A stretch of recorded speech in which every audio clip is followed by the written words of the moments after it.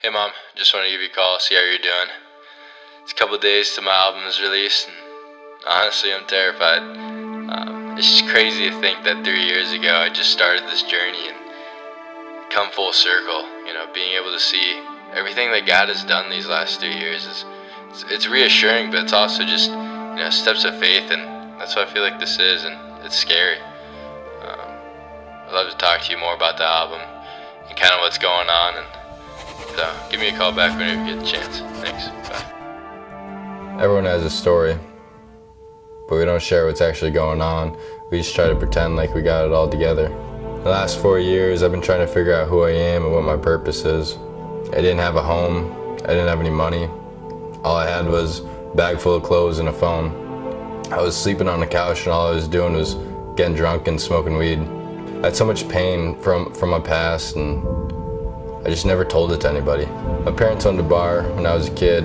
Most of the time they'd come home drunk. When I was young, I told myself I would never drink because I saw what it did to my family, and I never wanted my kids to experience that.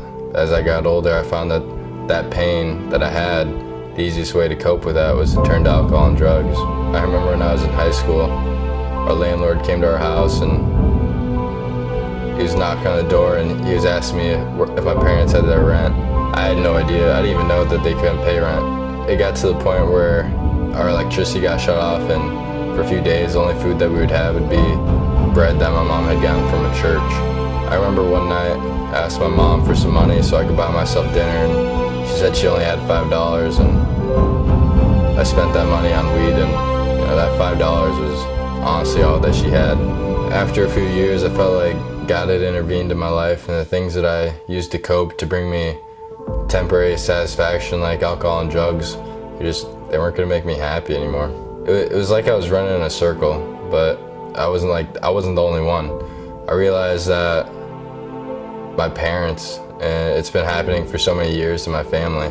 My grandpa became my only role model in life, and he would tell me that when he was a kid growing up, that he didn't grow up with his parents. When he had kids, he was an alcoholic, and he was angry, and he had anger issues, and it caused a lot of pain in my mom's life, and my mom turned to alcohol and drugs to cope with that pain, which later affected my sister and I saw that this wasn't just a problem that started in my life, but had been going on for multiple generations in our life, in our family.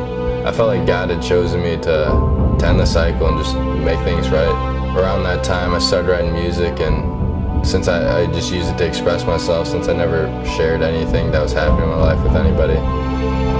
I never planned on sharing my music with anybody. It was just therapeutic for me. Once I started sharing my music with people, I realized that I wasn't alone, that other people would tell me that they could relate to my music and to my story.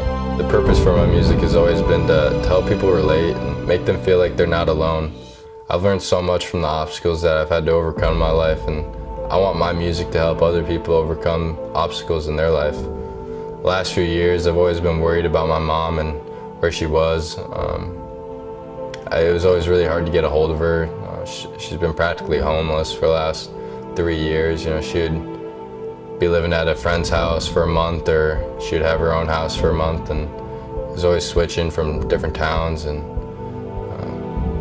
I just never knew how to get a hold of her, and she didn't have her own home. I didn't have my own home. The only thing that's really motivated me and inspired me to keep writing music is my mom, and in hopes that one day I can buy her a house, just a place, a home for us that we can have, a place we can spend the holidays together at, even just go to find rest.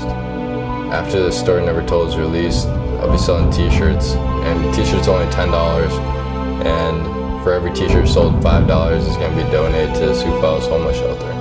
Whoever supports my music isn't just supporting my story or my music, but they're supporting someone else who's going through the same things. The Story Never Told isn't just about my story. It's my parents' story. It's the story of the underdog. It's the story of the kid who feels lost, the kid who feels broken. It's your story.